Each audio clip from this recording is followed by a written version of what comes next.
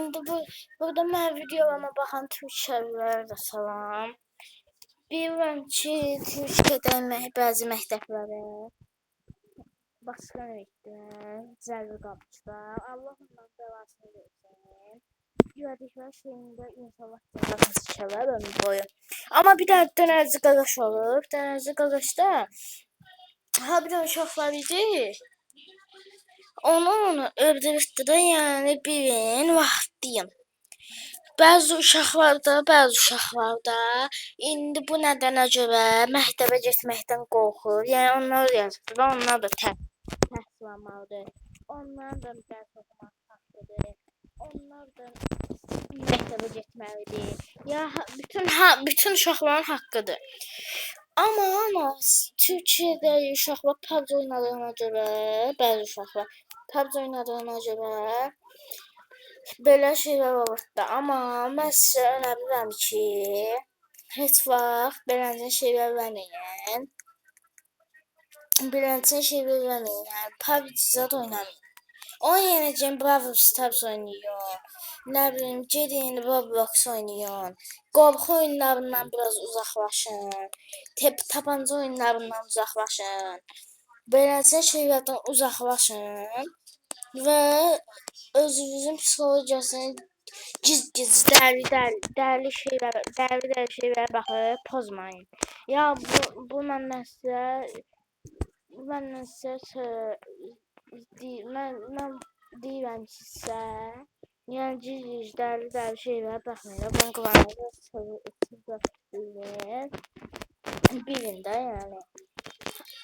Əslində mən bunlardan danışmayacaqdım, amma Türkçələr işte yadıma gəldi. Ona görə dedim. İndi biz bu akımı eləyəcəyik. Katil budur. Sen katilsin. Katildir.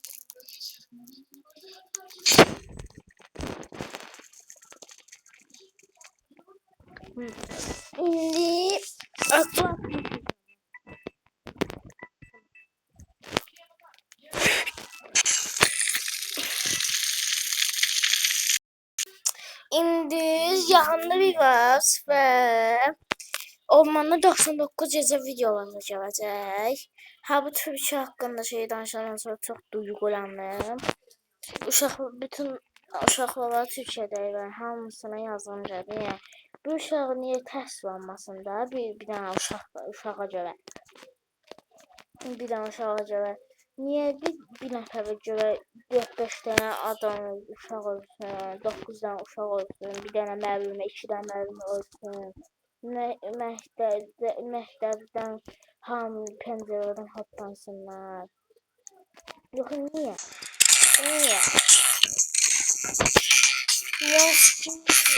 Siz olun.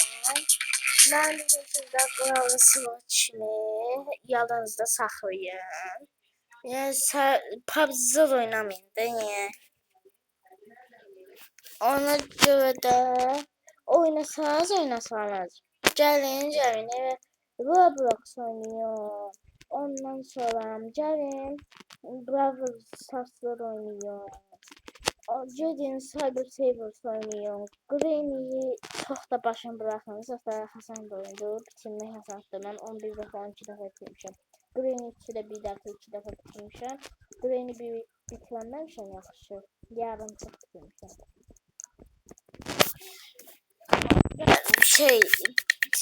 En çok şey yapmışam. Nerede? Granny bitirmişəm çünki o mənim üçün çox zəfdir.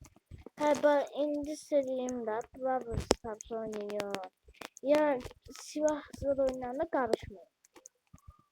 Eləsin oyunlar oynayın. Onlar sizin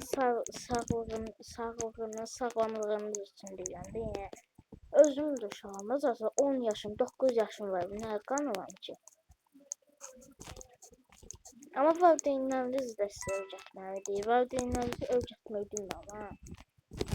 Ya eləsə valideynlər var ki, uşaqlar məktəbdə bir dənə ağzından bir söz sıxan kimi uşaqlarını cəzalandırırlar.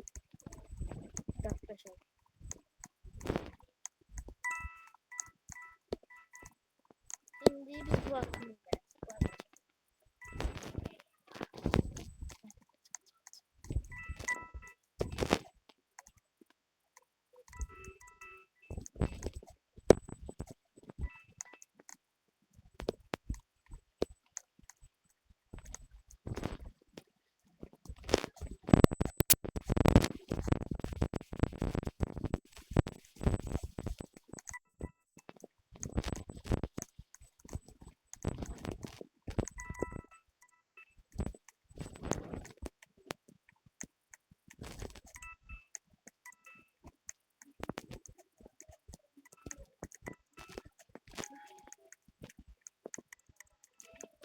uşaqlar deyən aklıma gəlmədi.